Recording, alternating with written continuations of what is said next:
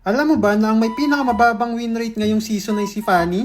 Putik, mas mataas pa win rate sa kanya ni Balmond eh. Kaya ngayon, ang bago ko ng main ay si Balmond. My blood boil! Mukhang walang tiwala to si S5 sa Balmond ko ah.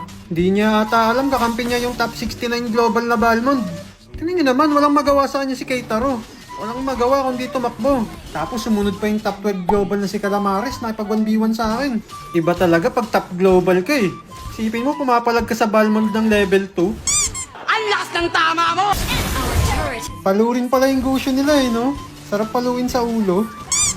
Ayaw talagang iwan ng ipis yung tori niya. Nauna tuloy siyang mamayapa.